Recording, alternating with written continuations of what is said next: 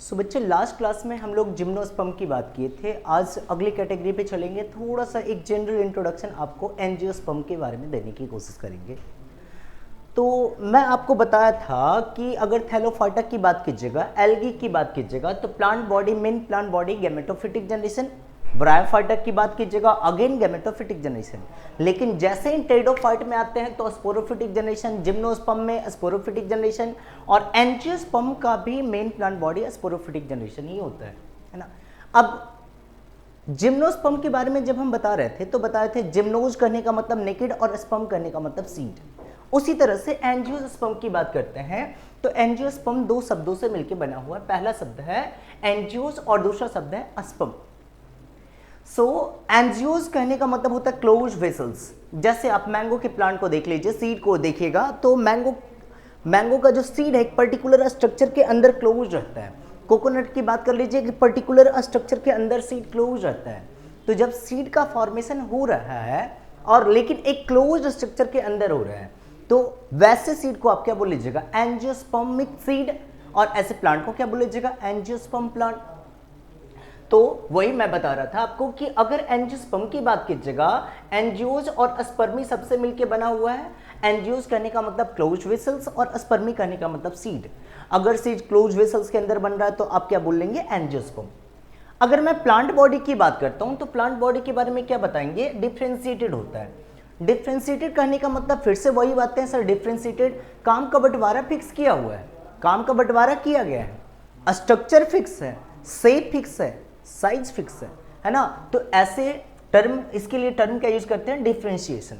जैसे आप class 10th में थे, हर सब्जेक्ट पढ़ना पड़ रहा था, 11th में गए थोड़ा फिक्स हुआ, ग्रेजुएशन में गए और ज़्यादा फिक्स हो गया, पीजी कर रहे होंगे और ज़्यादा फिक्स होता चला जाएगा। दैट्स अबाउट द डिफरेंशिएशन, है ना। जैसे जैसे काम का बंटवारा किया जाता है स्ट्रक्चर फिक्स होता चला जाता है। That's about the differentiation. अब डिफरेंशिएटेड होता है रूट, स्टेम और लिप्स में। डिफरेंशिएशन रूट, स्टेम और लिप्स करने का मतलब क्या, हर पार्ट का अपना अलग अलग काम होगा। जैसे रूट की बात कर लूं तो वाटर एंड मिनरल का एब्जॉर्प्शन कर रहा होगा। सॉइल से जकड़ करके रखने का काम कौन करेगा, रूट। ट्रांसपोर्टेशन में हेल्प कौन करेगा, जाइलम और फ्लोएम। ये सारा स्ट्रक्चर आपको स्टेम में सपोर्ट प्रोवाइड करने का काम कौन करेगा, स्टेम प्रोवाइड करेगा। लिप्स की बात कर लेते हैं, फोटोसिंथेसिस हो जाएगा। तो ये सारे स्ट्रक्चर का फंक्शन फिक्स होता है और ये किस में देखने को मिलेगा, मेन प्लांट बॉडी में। मेन प्लांट बॉडी है कौन सा, स्पोरोफाइट। तो स्पोरोफिटिक जनरेशन जो है डिफरेंशिएटेड होता है रूट, स्टेम और लिप्स में। फिर आ जाते हैं मेन प्लांट बॉडी, आपको बात बताए थे मेन प्लांट बॉडी कौन सा, स्पोरोफाइट है। अगर मैं गैमेटोफाइट की बात किया तो आपको पहले ही समझाया था, राज जैसे था। अगर थैलोफाइटा की बात कीजिएगा तो राज किसका था, गैमेटोफाइट का। उस समय डिपेंडेंट किसको रहना पड़ता था, स्पोरोफाइट का। लेकिन समय बदलेगा, जमाना बदलेगा और इसके साथ साथ स्पोरोफिटिक जनरेशन का भी टाइम बदलेगा, है ना। जो स्पोरोफिटिक जनरेशन टोटली डिपेंडेंट था किस पे, गैमेटोफाइट पे। टेरिडोफाइट की बात कर लीजिएगा तो बोल लीजिएगा स्पोरोफाइट और गैमेटोफाइट दोनों इंडिपेंडेंट हो जाता है, दोनों ही फोटोसिंथेटिक हो जाता है। इंडिपेंडेंट करने का मतलब अपना खाना खुद से बना सकता है और वाटर भी ऑब्जर्व खुद से कर सकता है। They are independent. तो यहाँ पे बताएं आपको कि थैलोफाइटा में gametophyte main generation, sporophytic generation dependent. धीरे धीरे राज बदला, जमाना बदला और समय आ गया किसका, स्पोरोफाइट भी इंडिपेंडेंट हो जाएगा, गैमेटोफाइट भी इंडिपेंडेंट हो जाएगा। लेकिन जैसे ही आप टेरिडोफाइट से आगे की ओर बढ़ेंगे तो जिम्नोस्पर्मी में आएंगे और किस पे आएंगे, एंजियोस्पर्मी में। तो जिम्नोस्पर्मी और एंजियोस्पर्मी की बात करेंगे तो मेन जनरेशन कौन सा हो जाएगा, स्पोरोफाइट। और डिपेंडेंट किसको रहना पड़ेगा, गैमेटोफाइट को डिपेंडेंट रहना पड़ेगा, क्योंकि टाइम बदल गया है। स्पोरोफाइट डिपेंडेंट था, अब गैमेटोफाइट का मेन जनरेशन आ जाएगा, इंडिपेंडेंट जनरेशन। और गैमेटोफाइट बोल लीजिएगा डिपेंडेंट रहेगा। खाना और पानी दोनों लेगा गैमेटोफाइट किससे, स्पोरोफाइट से। That's why it is called as what, dependent. तो हम एंजियोस्पर्म की बात कर रहे हैं, सबसे एडवांस प्लांट है। एडवांस प्लांट में मेन जनरेशन जो है स्पोरोफाइट, तो गैमेटोफाइट को डिपेंडेंट रहना पड़ेगा। तो gametophyte is dependent on sporophyte. Gametophytic generation represented by, अगर मेल में गैमेटोफिटिक जनरेशन की बात कर लीजिएगा, पॉलन ग्रेन। अच्छा बच्चे आप याद रखेंगे, पॉलन ग्रेन कभी मेल गैमेट को रिप्रेजेंट नहीं कर रहा, दे आर गैमेटोफाइट। अगर पॉलन ग्रेन की बात करेंगे, जब लिबरेट हुआ था most of the angiospermic plant में, जब पॉलन ग्रेन लिबरेट हुआ था तो यहाँ पे दो सेल देखने को मिलते हैं। एक जो बड़ा सा सेल है इसको बोल लीजिएगा वेजिटेटिव सेल, और जो छोटा सा सेल है इसको बोल लीजिएगा जनरेटिव सेल। तो दो सेल है, एक वेजिटेटिव और दूसरा जनरेटिव सेल। ये जो जनरेटिव सेल है वो मेल गैमेट को रिप्रेजेंट कर रहा है, और मेल गैमेट जिस पर्टिकुलर स्ट्रक्चर के अंदर रहेगा that particular structure is called as what, male gametophyte. So what about the pollen grain, pollen grain किसको रिप्रेजेंट कर रहा होगा, तो ये रिप्रेजेंट कर रहा होगा मेल गैमेटोफाइट को, not about the male gamete. Done.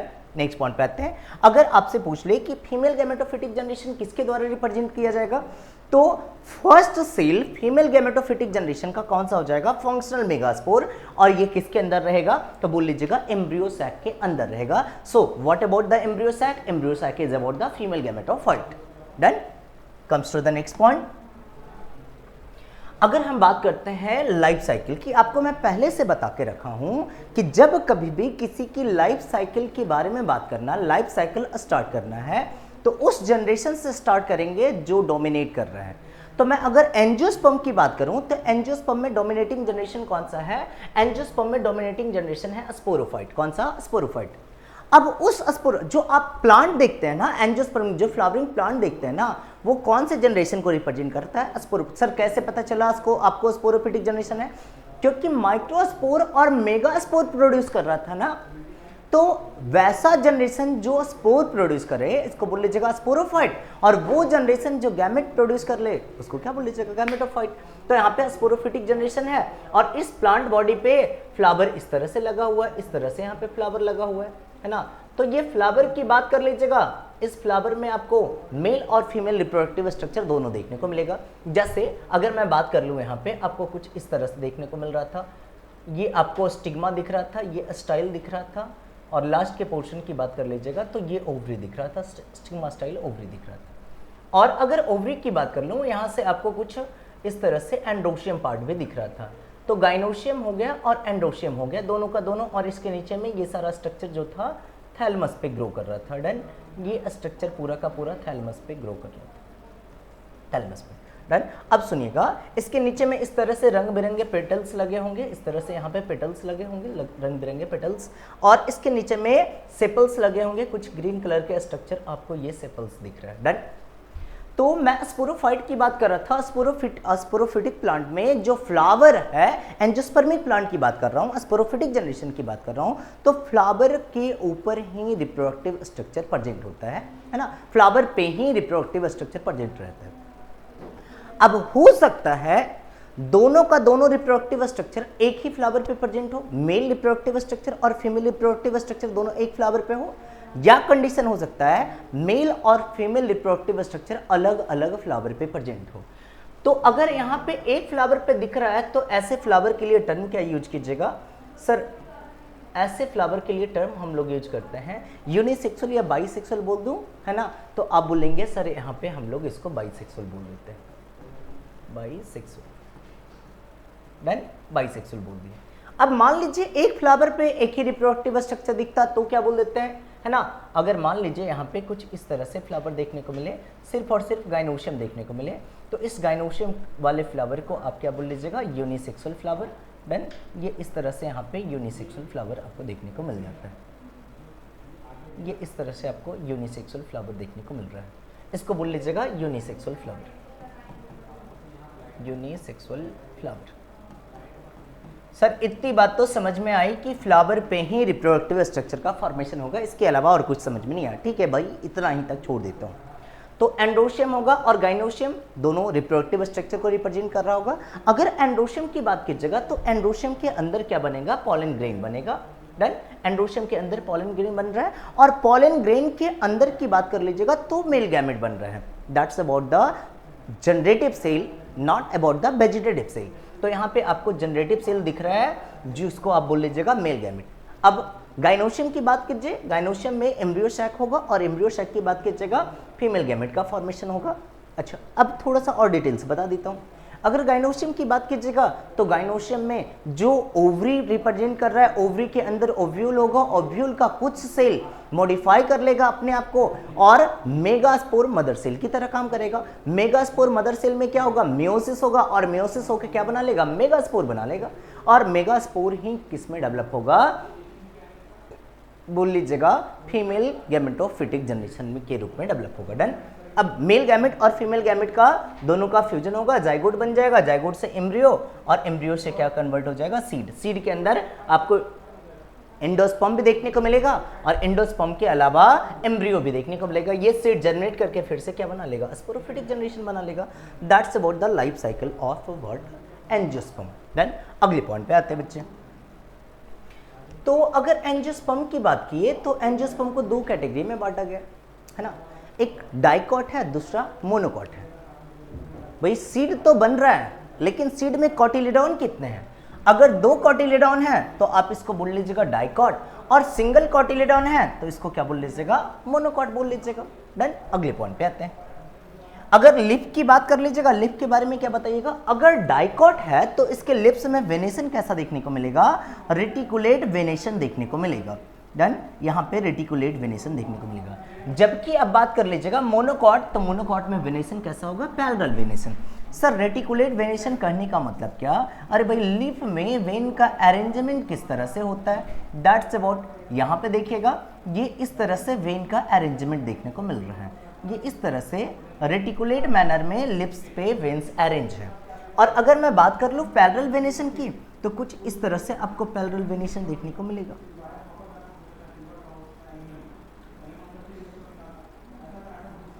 ये इस तरह के वेनेशन को आप क्या बोल लेंगे, पैरेलल वेनेशन। जैसे आप ग्रासेस में देखेंगे, ग्रासेस की बात कीजिएगा या वीट की बात कीजिएगा, कुछ इस तरह से यहाँ पे लिप्स लगे होते हैं, है ना। अगर लिप्स की बात की कुछ इस तरह से यहाँ पे लिप्स लगे होंगे, इस तरह से लिप्स लगे होते हैं और इस लिप्स पे इस तरह से वेन्स अरेंज होते हैं, इस तरह से वेन्स अरेंज होते हैं। तो इस तरह के लिप्स को आप क्या बोल लेंगे, पैरेलल वेनेशन। डन। और यहाँ पे ये जो नेटवर्क जालनुमा संरचना की तरह बन रहा है ना, इसको बोल लीजिएगा क्या, रेटिकुलेट वेनेशन। अगर बात कर लिए डाइकॉट की, तो डाइकॉट में रूट कैसा होता है, tap root. Sir tap root क्या होता है, देखिएगा एम्ब्रियो ये बना था, तो एम्ब्रियो के ऊपर की ओर जो स्ट्रक्चर एलिवेट करके बना था, इस पर्टिकुलर स्ट्रक्चर का क्या नाम देंगे, इस पर्टिकुलर स्ट्रक्चर का नाम दे देंगे प्लूमल, और इस स्ट्रक्चर का नाम दे देंगे रेडिकल, है ना। तो अगर रेडिकल के डायरेक्ट एलोंगेशन से बना है रूट, है ना, रेडिकल के डायरेक्ट एलोंगेशन से रूट बना है, तो ऐसे रूट को क्या बोल लीजिएगा, टैप रूट। रेडिकल के डायरेक्ट एलोंगेशन से तो बना था लेकिन तुरंत ही डिजेनरेट कर गया और स्टेम के बेस से खूब सारे फाइबर्स लाइक स्ट्रक्चर निकल गए, इसको क्या बोल लीजिएगा, फाइब्रस रूट। और अगर मैं बात कर लूं रेडिकल को छोड़ के किसी और पार्ट से रूट बन जाए, क्या बोल लीजिएगा, सर उसको तो एडवेंटिटियस रूट बोलेंगे। अभी मुझे बस एक ही बात बतानी है, क्या रेडिकल के डायरेक्ट एलोंगेशन से बन रहा है तो इसको क्या बोल लीजिएगा, टैप रूट। और अगर रेडिकल के डायरेक्ट एलोंगेशन से नहीं बने तो आप इसको क्या बोल लीजिएगा, एडवेंटिटियस रूट, है ना। किसी और पार्ट से रूट का फॉर्मेशन हो जाए तो एडवेंटिटियस रूट। तो मोनोकॉट में रूट कैसा दिखता है, बोल लीजिएगा मोनोकॉट में रूट आपको फाइब्रस देखने को मिलता है, एडवेंटिटियस नहीं। इसको कर लीजिएगा बच्चे फाइब्रस। डन। इसको फाइब्रस रूट कर लेते हैं हम लोग, ये यहाँ पे फाइब्रस रूट कर दिए, फाइब्रस मोनोकॉट में फाइब्रस रूट। डन। इस तरह से आपको रूट देखने को मिलेगा। अगले पॉइंट पे आइएगा, फ्लावर की बात कीजिएगा तो फ्लावर मोनोकॉट में कैसा होता है, ट्राइमेरस होता है। ट्राइमेरस फ्लावर करने का मतलब सारे पार्ट 3 के फॉर्मेट में होंगे, कैलिक्स, कोरोला, एंड्रोशियम और गाइनोशियम सब किसके रूप में होगा, 3-3 के रूप में होगा। कैलिक्स भी 3 है, कोरोला भी 3 है, एंड्रोशियम भी 3 है और गाइनोशियम भी 3 है। अगले पॉइंट पे, अगर 4 और 5 के फॉर्मेट में है, 4 कैलिक्स है, 4 कोरोला, 4 एंड्रोशियम, सॉरी कैलिक्स में यूनिट 4 है, सेपल्स 4 हैं, पेटल्स 4 हैं, स्टामेन 4 हैं, कार्पेल 4 है। तो आप ऐसे इसको क्या बोल लीजिएगा, टेट्रामेरस। और 5 के फॉर्मेट में है तो पेंटामेरस। तो 4 और 5 टेट्रामेरस और पेंटामेरस फ्लावर है तो आप डाइकॉट बोल लीजिएगा। और अगर 3 के फॉर्मेट में फ्लावर है तो इसको क्या बोल लीजिएगा, मोनोकॉट बोल लीजिएगा। डन। ये बातें हो जाती हैं। तो डाइकॉट और मोनोकॉट में बेसिक डिफरेंस आपको समझ में आया। एंजियोस्पर्म का एक छोटा सा इंट्रोडक्शन आपको दिया जा रहा है बच्चे, बहुत ज्यादा एंजियोस्पर्म के बारे में नहीं बताया जाएगा, ठीक है। तो छोटा सा इंट्रोडक्शन दिया जा रहा था। एक क्वेश्चन आता है इसमें कि जिम्नोस्पर्म का एंडोस्पर्म कैसा होता है, हैप्लॉइड, डिप्लॉइड या डिप्लॉइड। तो आप बोलते हैं सर हैप्लॉइड होता है, क्यों, क्योंकि फर्टिलाइजेशन से पहले बन गया था तो हैप्लॉइड हो गया।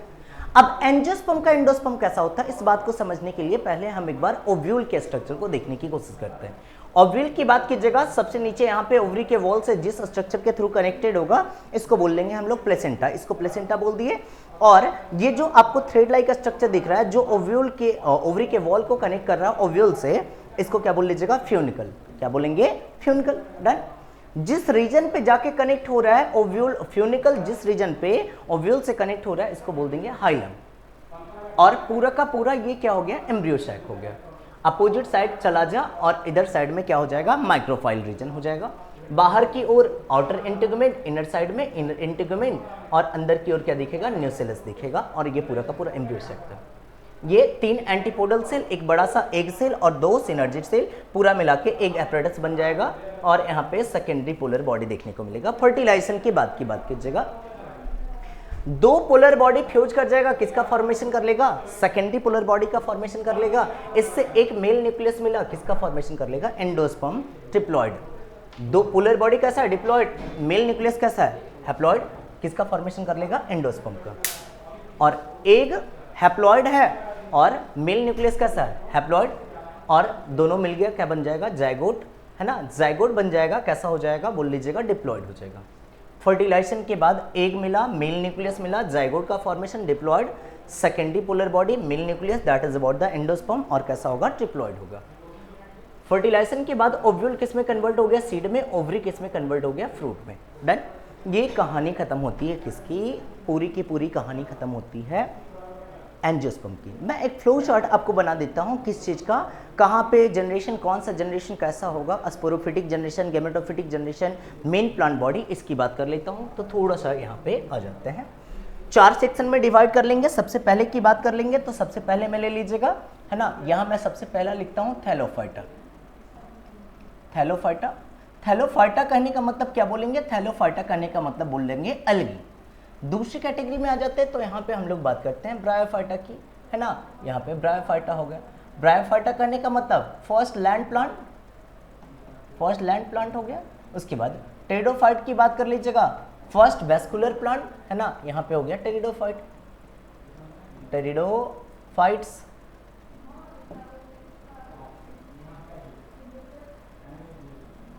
टेरिडोफाइट्स। डन। अगले पॉइंट पे आ जाएंगे तो यहाँ पे मैं लिखता हूँ जिम्नोस्पर्म, चौथे नंबर पे जिम्नोस्पर्म, जिम्नोस्पर्म। और इधर की ओर कैरेक्टर लिख देता हूँ एंजियोस्पर्म। ये थोड़ा गड़बड़ जा रहा है, अच्छा चलिए ठीक है, फिर भी यहाँ पे एंजियोस्पर्म, एंजियोस्पर्म 5वां, ठीक है। अच्छा, सबसे पहले कैरेक्टर की बात करते हैं, यहाँ पे आ जाइएगा। अगर मैं थैलोफाइटा की बात करूं तो मेन प्लांट बॉडी यहाँ पे कौन सा हो जाएगा, मेन प्लांट बॉडी की बात कीजिएगा, मेन प्लांट बॉडी यहाँ पे हो जाएगा आपका ना, मेन प्लांट बॉडी ये हो जाएगा गैमेटोफाइट। मैं लगातार थ्रू आउट द चैप्टर में यही बात बताते आया हूँ आपको, है ना। गैमेटोफाइट हो जाएगा, गैमेटोफाइट। डन। यहाँ पे क्या बोल लीजिएगा, यहाँ पे भी गैमेटोफाइट बोल लीजिएगा, गैमेटोफाइट। यहाँ पे क्या बोल लेंगे, स्पोरोफाइट, स्पोरोफाइट। यहाँ पे भी क्या बोल लेंगे, स्पोरोफाइट। यहाँ पे भी क्या बोल लेंगे, लास्ट में भी स्पोरोफाइट। मेन जनरेशन यही हो जाएगा। Done, sporophyte. अगले पॉइंट पे बात को सुनिएगा। अगर मैं बोलूँ यहाँ पे एक कैरेक्टर आता है ब्रायोफाइट का, स्पेशल कैरेक्टर आता है, क्या बोलेंगे, sporophytic generation dependent on gametophytic generation. फिर से बोल रहा हूँ, sporophytic generation dependent on gametophytic generation. किसकी बात कर रहे हैं, ब्रायोफाइटा की बात कर रहे हैं। Sporophytic generation and gametophytic generation both are independent. किसकी बात कर रहे हैं, बोल लीजिएगा, टेरिडोफाइटा की बात कर रहे हैं। और gametophytic generation dependent on sporophyte, then हम जिम्नोस्पर्म और एंजियोस्पर्म की बात कर रहे हैं। डन बच्चे, तो ये कहानी खत्म होती है हमारी प्लांट डाइवर्सिटी की, है ना। और मिलते हैं हम लोग अगले चैप्टर में बच्चे, अगले चैप्टर को इसी के साथ कंटिन्यू करेंगे। डन। अगर इस बीच में आपको कोई पॉइंट पे नहीं समझ में आता है तो लेक्चर को फिर से जाके देखने की कोशिश करेंगे, और फिर भी समझ में नहीं आता है तो कमेंट सेक्शन में मैसेज करेंगे। Done, thank you.